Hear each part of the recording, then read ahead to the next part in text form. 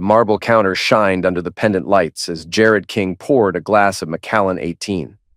Outside, the Texas hills rolled on, lined with the luxury homes he'd made his fortune selling. 35, rich, successful, but clueless about the truth. Marla, his lovely wife, drifted through the kitchen. They'd been married 6 months, and he was still just as taken with her as the day he first saw her in that supermarket, working the floor as a sales associate. "Honey, your mother's calling again," Jared said, watching Brenda's name flash across Marla's phone for the 3rd time that evening. "She probably wants to discuss the charity gala," Marla replied without looking up, her drawl thick as honey but somehow lacking warmth. Jared studied his wife's face, the perfect cheekbones, the practiced smile that never quite reached her eyes. Something had been gnawing at him for weeks, the way she flinched when he touched her unexpectedly, how she never initiated intimacy, the strange, knowing looks between her and her mother. "Speaking of Brenda, she's been in our guest house for 3 months now. Don't you think it's time she found her own place?" Marla's spine stiffened. "She's helping us adjust to married life, Jared. She's been through 2 divorces. She knows things." "What kind of things?" "Just relationship things." Marla's voice carried an edge now. "Why are you being so hostile toward my mother?" Before Jared could respond, Brenda herself swept through the back door without knocking, something that had begun to irritate him more with each passing day. At 58, she carried herself with the predatory grace of a woman who'd learned to survive by manipulating others. "Jared, darling," Brenda's voice dripped synthetic sweetness. "I was just telling Marla how lucky she is to have landed such a successful man. Not every girl gets to live in a mansion before she's 30. The way she said landed made Jared's skin crawl, like Marla had been fishing for him. "I need to update your iPad," Jared told Marla, desperate to change the subject.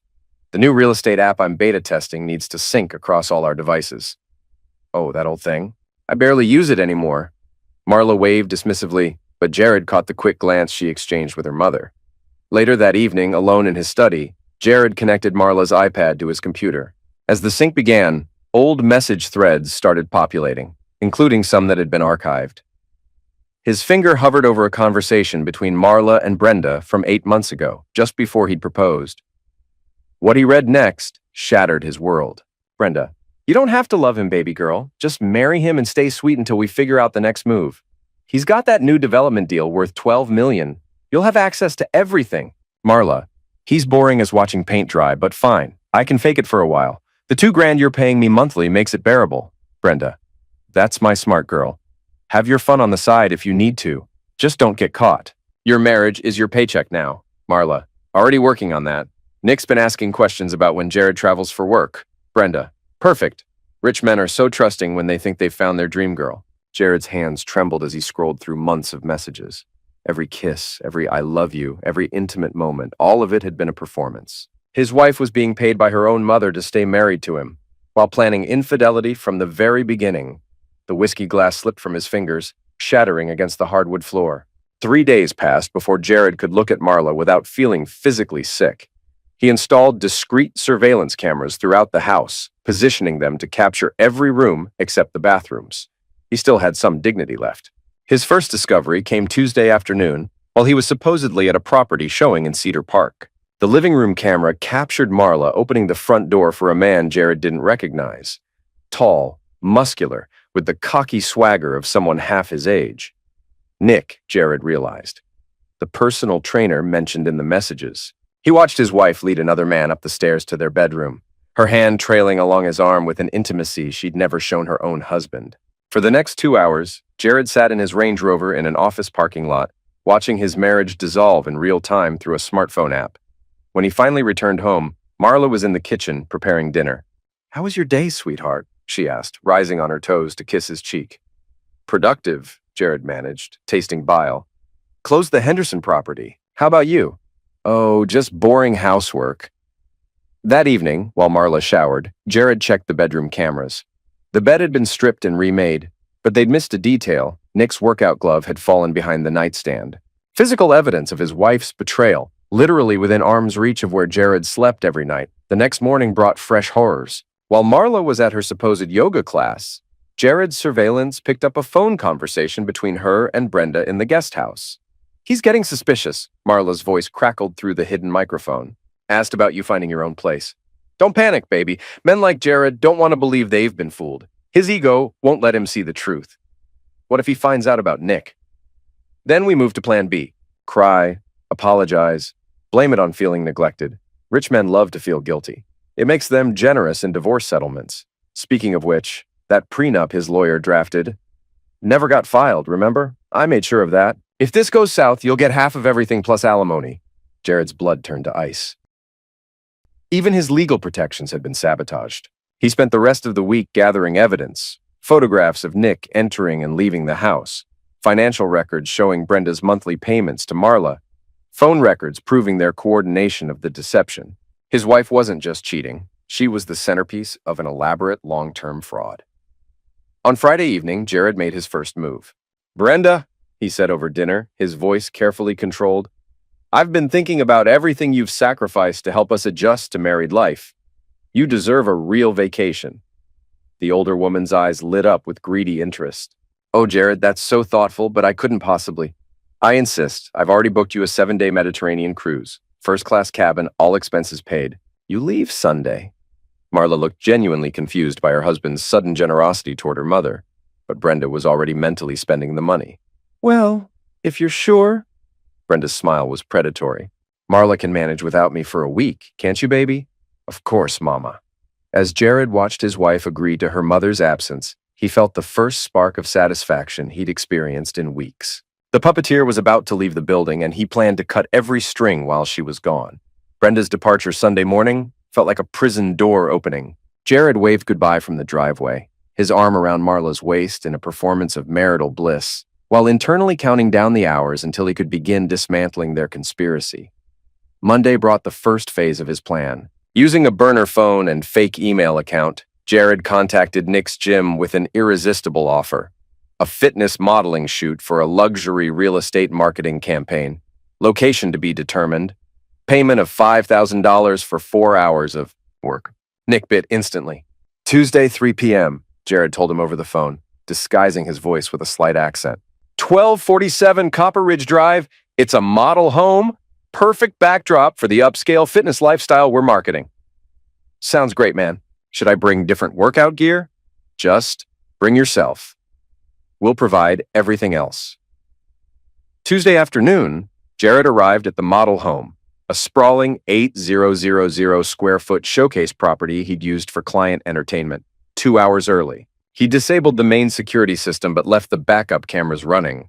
What was about to happen needed to be recorded, but he couldn't risk the footage being automatically uploaded to the cloud. At exactly 3 p.m., Nick's lifted pickup truck pulled into the circular driveway. Jared watched from an upstairs window as his wife's lover strutted toward the front door, gym bag slung over his shoulder, expecting easy money and probably planning to brag to Marla about his good fortune. The doorbell's chime echoed through the empty house like a funeral bell. "You must be Nick," Jared said, opening the door with his most professional smile. "I'm the photographer. Come in, come in." Nick stepped into the foyer, his eyes immediately drawn to the soaring ceilings and crystal chandelier. "Damn, this place is sick. Your client's got serious money." "Oh, he does indeed." Jared closed the door behind Nick, the sound of the deadbolt sliding home unnaturally loud in the silence. "He's also got serious problems with people who take things that don't belong to them." Something in Jared's tone made Nick's smile falter. "What do you mean?" "I mean, you've been screwing my wife in my bed for 3 months." The color drained from Nick's face as recognition dawned. He took a step backward, his gym bag sliding off his shoulder and hitting the marble floor with a thud. "Look, dude, I can explain—" "No need." Jared's voice remained eerily calm. "I have videos, photos, text messages. I know exactly what you've been doing with Marla while I'm out working to pay for the house you've been violating." Nick's eyes darted toward the door, calculating distances. "Listen, she said you guys had an arrangement. She said you were cool with—" "She lied." Jared took a step closer. "Just like she's been lying to me since the day we met. But here's the thing, Nick. You're not the real problem. You're just a symptom, a disease. And diseases need to be eliminated." The younger man's athletic build meant nothing against Jared's cold fury and 15 years of disciplined gym training. When Nick finally made his move toward the door, Jared was ready. The fight was brutal, but brief. Nick's first swing went wide, his panic destroying his coordination. Jared caught his wrist, twisted sharply, and drove his knee into Nick's solar plexus. As the trainer doubled over, gasping, Jared grabbed the back of his head and slammed his face into the marble entryway table. Blood splattered across the white stone like abstract art. "You thought you were so clever," Jared panted, standing over Nick's groaning form. "Thought you found yourself a rich man's wife who'd pay for your fun, but you were just the entertainment. A distraction while her real target was my bank account." He dragged Nick to the center of the living room, where the cameras would capture every angle. "Please, man," Nick wheezed through split lips. "I didn't know she was playing you too. She told me you were separated, that the divorce was already—" Jared's fist connected with Nick's jaw, snapping his head sideways. "More lies. Everything about this relationship has been lies."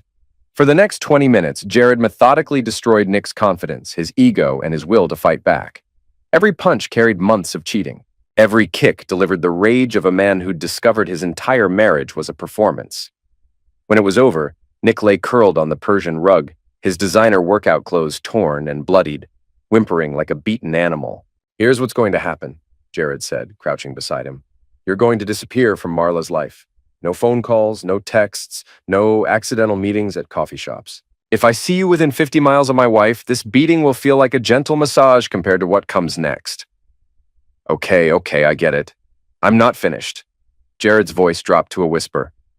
"I'm also going to destroy your business. Those state health inspectors who've been meaning to check your gym's safety protocols, they'll be getting an anonymous tip about steroid distribution and unsafe equipment. Your insurance company will receive some interesting photos of you, shall we say, compromising a married client in her home? Your landlord will hear about the noise complaints and property damage you've been causing." Nick's eyes widened in terror. "You can't do that. That's my livelihood. Should have thought about that before you decided to make a career out of home wrecking." Jared stood, adjusting his shirt cuffs as if he'd just finished a business meeting. "Oh, and Nick, if you even think about warning Marla about our conversation, I'll release the bedroom footage to everyone in your contact list. Your family, your friends, your other clients, they'll all get to see what kind of man you really are." Jared left Nick bleeding on the floor and walked to his Range Rover without looking back. Phase 2 of his plan was complete. Now it was time to destroy the real architects of his betrayal. By Thursday morning, Jared had 3 different law firms working on his case. His divorce attorney, Patricia Valdez, specialized in high-net-worth marital dissolutions involving fraud. His civil litigation team was building cases for conspiracy, emotional distress, and identity theft. His criminal attorney was documenting everything for potential prosecution. "This is one of the most sophisticated marriage fraud schemes I've ever seen," Patricia said during their conference call. "Your wife and her mother didn't just plan a gold digger operation, they created a multi-layered criminal enterprise." Jared sat in his downtown office, spread sheets of financial records across his mahogany desk. "What are our chances in court?" "With the evidence you've gathered? Excellent. The text messages alone prove premeditation and ongoing conspiracy. The financial records show a pattern of payments contingent on maintaining the fraudulent relationship. And the surveillance footage." Patricia paused. "Well, let's just say no jury will have any sympathy for Mrs. King after they see her performance with her trainer. What about criminal charges? Fraud, conspiracy, possibly identity theft, depending on what financial documents she signed in your name. The district attorney's office is very interested in your case." That afternoon, Jared received a call from his civil attorney with even better news. "We've traced Brenda's financial history," the lawyer reported. "She's done this before. Twice. In California and Florida, she coached daughters through fraudulent relationships with wealthy men. Both times, the men were too embarrassed to press charges, so she moved on to the next state. But Texas isn't going to be so forgiving." "What does that mean for our case?" "It means we can prove this was a professional operation, not a crime of opportunity. Pattern evidence, similar fact testimony. The judge will throw the book at both of them." Friday evening, Jared made his final preparations. He'd already filed restraining orders against both Marla and Brenda, set to be served Saturday morning. Their bank accounts would be frozen pending the civil litigation. The guest house lease had been terminated with 24-hour notice, legal in Texas when fraud was involved. As he reviewed the papers one last time, Marla entered his study carrying a glass of wine. "You've been working so much lately," she said, settling into the chair across from his desk. "I feel like we haven't spent any quality time together since Mama left for her cruise." Jared looked at his wife, really looked at her. for perhaps the first time since discovering the truth. The practiced concern in her voice, the calculated way she crossed her legs, the timing of her appearance, just as he was handling legal documents. Even now, she was performing. "You're right," he said finally. "We should definitely spend more time together. In fact, I think tomorrow will be very educational for both of us." Marla smiled, missing the edge in his voice entirely. "I can't wait." As she left the study, Jared permitted himself a cold smile. His wife's performance was about to receive its final review, and the critics would not be kind. Saturday morning came with that crisp October air that made Austin shine, but Jared didn't feel it. All he felt was the tension, waiting for the legal gears he'd set in motion to start crushing his enemies. At 9 a.m. sharp, Travis County Sheriff's deputies knocked on both the main house and guest house doors simultaneously. Jared watched from his upstairs bedroom window as Brenda was served papers on the guest house porch, her Mediterranean tan fading to ash white as she read the restraining order and civil suit documents. In the main house, Marla's reaction was even more satisfying. "What is this?" she demanded, her voice shrill with panic as she burst into Jared's study. "They said something about fraud and conspiracy. This has to be a mistake." Jared didn't look up from his newspaper. "No mistake. Though I understand your confusion. You've been living in a fantasy for so long. Reality must come as quite a shock. I don't understand what you're talking about. Brenda, you don't have to love him, baby girl. Just marry him and stay sweet. Your response? The $2,000 you're paying me monthly makes it bearable." Jared recited the text messages from memory, his voice devoid of emotion. "Should I continue? Or have you heard enough of your own words to understand the situation?" Marla sank into a chair, her perfect composure finally cracking. "Jared, please! You're a fraud. Your mother is a criminal. And your boyfriend Nick learned yesterday that actions have consequences." Jared finally looked at her, his eyes cold as winter stone. "The only thing I don't understand is how I was stupid enough to fall for it." "Nick? What does Nick have to do with—" "How do you know about Nick?" "Security cameras, financial records, phone surveillance. I know about everything, Marla. Every lie, every betrayal, every time you brought him into our bed while I was working to support the lifestyle you pretended to appreciate." Marla's mask finally slipped completely, revealing the calculating predator underneath. "Fine, yes. It started as Mama's plan. But I could have learned to love you, Jared. If you'd been more attentive, more what? More gullible? More what? More gullible? More willing to bankroll your affairs?" Jared stood, towering over her. "Save the performance for the jury. You're going to need all the practice you can get." The front door slammed open and Brenda stormed in like an avenging fury, the court papers crumpled in her fist. "You self-righteous piece of garbage," she screamed at Jared. "You think you're so smart with your lawyers and your money? We'll destroy you in court. We'll take everything you have." "No, Brenda, you won't." Jared's voice remained steady, but his eyes burned with controlled rage. "You see, I did some research on you. Turns out this isn't your first rodeo. Sandra Martinez in Los Angeles, 2018. Rebecca Chen in Miami, 2020. You've been running this same scam for years, coaching your daughter to defraud wealthy men." Brenda's face went pale. "You can't prove—" "I can prove everything. Bank records, witness testimony, pattern evidence. The FBI's Financial Crimes Unit is very interested in your multi-state operation." Jared moved closer, his presence filling the room. "You made one critical mistake, Brenda. You got greedy. Instead of taking a quick settlement and moving on, you tried to build a long-term extraction scheme. That gave me time to uncover everything. We'll file charges against you for—" Marla shouted, jumping to her feet. "For what? Investigating my own wife's criminal activity? Protecting my assets from fraud?" Jared laughed, but there was no humor in it. "Please do file charges. I'd love to explain to another judge how you've been stealing from me for months."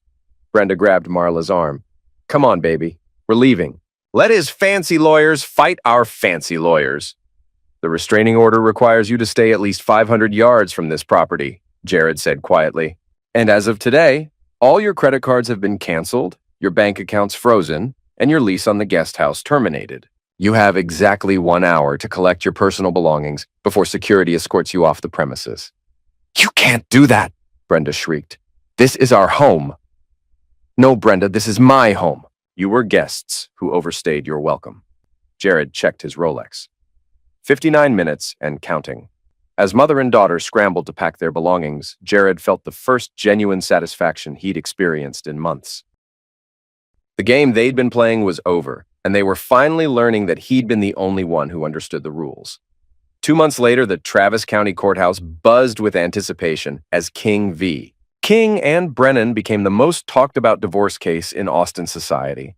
Local media had dubbed it the Puppet Master trial, and every seat in Judge Catherine Morrison's courtroom was filled. Jared sat at the plaintiff's table in a perfectly tailored navy suit, flanked by his legal team. Across the aisle, Marla and Brenda huddled with their defenders. "The plaintiff will present opening arguments," Judge Morrison announced. Patricia Valdez rose with predatory grace. "Your Honor, this case involves one of the most calculating marriage fraud schemes this county has ever seen. The defendants didn't simply lie to Mr. King. They created an elaborate criminal enterprise designed to systematically drain his wealth through psychological manipulation and premeditated deception." She gestured toward the evidence table, where phones, computers, and financial records were, displayed like exhibits in a museum of betrayal. "We will prove that Brenda Brennan orchestrated a multi-state criminal operation, coaching her daughter Marla to target wealthy men for financial exploitation. We will show documented evidence of monthly payments made to ensure Marla's continued participation in this fraud. And we will demonstrate that this conspiracy included planned infidelity as a tool of psychological control." The courtroom stirred as Patricia clicked a remote, displaying blown-up text messages on the main screen. "You don't have to love him, baby girl. Just marry him and stay sweet," she read aloud. "Your marriage is your paycheck now. These are not the words of a caring mother. These are the instructions of a criminal mastermind to her willing accomplice." Marla's attorney, a nervous young defender named James Walsh, did his best with an impossible case. "Your Honor, my client was a victim of her mother's manipulation. Brenda Brennan psychologically coerced her daughter into this situation. Marla King is as much a victim as her husband." But when the evidence presentation began, even Walsh seemed to lose heart. Jared took the stand with calm dignity, his testimony precise and devastating. "I believed I had found genuine love," he said, his voice carrying clearly through the packed courtroom. "Instead, I discovered I had been selected as a target for financial exploitation. My wife wasn't unfaithful because she fell out of love. She was unfaithful because her mother instructed her to maintain extramarital relationships as part of their criminal scheme." Patricia displayed the surveillance footage on a large screen, showing Nick entering and leaving the house while Jared was at work. Several jurors visibly winced. "Mr. King, how did discovering this betrayal affect you emotionally?" Jared's jaw tightened. "I felt violated in ways I didn't know were possible. My home, my bed, my trust, everything had been contaminated by their lies. I realized that every moment with my wife had been a performance designed to keep me compliant while they robbed me." When cross-examination began, Marla's attorney tried to paint Jared as controlling and vindictive. "Isn't it true, Mr. King, that you became violent when you discovered your wife's affair? I defended my property and my dignity when I confronted the man who was violating my home," Jared replied evenly. "Nothing more? You beat him severely, didn't you?" "I stopped a criminal from continuing his crimes." "If that makes me violent, then every property owner in Texas is violent." The judge sustained Patricia's objection, but the damage was done. Jared came across as justified rather than vindictive. Brenda's testimony was a disaster. Under oath, she tried to claim she was only trying to help her daughter find happiness. "I just wanted Marla to have financial security," she said, dabbing her eyes with a tissue. "I've been through difficult divorces myself. I know how important it is for a woman to protect herself." "Mrs. Brennan," Patricia said during cross-examination, "you testified that you were helping your daughter find happiness. But according to your own text messages, you told her explicitly that she didn't need to love Mr. King. How do you reconcile those statements?" I meant she didn't need to rush into deep feelings." "You also testified about protecting your daughter financially. But isn't it true that you were paying her monthly to stay married to my client?" "That was just household support." $2,000 per month in cash payments, conditional on maintaining the marriage, is household support?" Brenda's story fell apart under scrutiny, each answer contradicting the last. But Marla's testimony provided the trial's most dramatic moment. Taking the stand in a conservative dress clearly chosen to evoke sympathy, she attempted to portray herself as a victim of both her mother's manipulation and her husband's neglect. "I never wanted to hurt Jared," she said, tears streaming down her face. I was confused and scared. My mother convinced me that this was normal, that all wives had to secure their futures this way. Mrs. King, Patricia began her cross-examination. You testified that you were confused and scared, but your text messages show you actively planning your affair with Nick before your wedding day. Were you confused about that too? That's not what those messages meant. You wrote, and I quote, already working on that. Nick's been asking questions about when Jared travels for work. What did you mean by working on that? Marla's composure cracked. I don't remember exactly. You don't remember planning to cheat on your husband before you even married him? It wasn't like that. You're twisting everything. Mrs. King, did your mother pay you monthly to stay married to Mr. King? She helped with expenses. Yes or no? Did she pay you money conditional on remaining married? A long pause. Yes. Did you engage in extramarital relations with Nick Martinez while married to Mr. King? Another pause. Yes. Did you do so in the marital bed in Mr. King's home while he was working to support you financially? Marla broke down completely. Yes, but I never meant for it to go this far. It was supposed to be temporary. The courtroom erupted. Judge Morrison called for order, but the damage was catastrophic. Marla had just confessed to every element of the fraud under oath. Judge Morrison's verdict was swift and merciless. In 30 years on the bench, I have rarely seen such a calculated and cruel deception, she said, her voice cutting through the silent courtroom. The defendants engaged in a sophisticated criminal conspiracy that went far beyond simple infidelity or even gold digging. They created a fraudulent identity, established a fake emotional relationship, and systematically exploited the plaintiff's trust for financial gain. She looked directly at Brenda and Marla, both of whom seemed to shrink under her gaze. Mrs. Brennan, you orchestrated this scheme with the calculating precision of a career criminal. The evidence shows this is not your first attempt at marriage fraud, merely your most ambitious. You will face the full consequences of your actions. Mrs. King, you were not a victim in this conspiracy. You were a willing and enthusiastic participant. Your crocodile tears cannot wash away months of premeditated deception. The financial judgment was devastating. $2.3 million in compensated damages, $5 million in punitive damages, and forfeiture of all marital assets. Brenda and Marla were jointly and severally liable, meaning either could be forced to pay the entire amount. Additionally, the judge issued permanent restraining orders and referred the case to the district attorney for criminal prosecution. This court will not tolerate the systematic defrauding of Texas citizens, Judge Morrison concluded. The defendants will serve as an example to others who might consider similar schemes. Outside the courthouse, media swarmed as Jared emerged with his legal team. Cameras flashed and reporters shouted questions, but he maintained his composure. Justice has been served, he said simply. I hope this case sends a clear message that fraud will not be tolerated, regardless of how it's disguised. Marla and Brenda tried to escape through a side exit, but photographers caught them anyway. The images, Brenda covering her face in shame, Marla sobbing hysterically, would dominate Austin news cycles for weeks. 6 months after the trial, Jared stood in his renovated home, every trace of Marla and Brenda's presence erased. New furniture, new paint, new memories waiting to be made with someone worthy of trust. His phone buzzed with an update from his private investigator. Brenda had been arrested in Phoenix, attempting to run the same scam on a casino executive.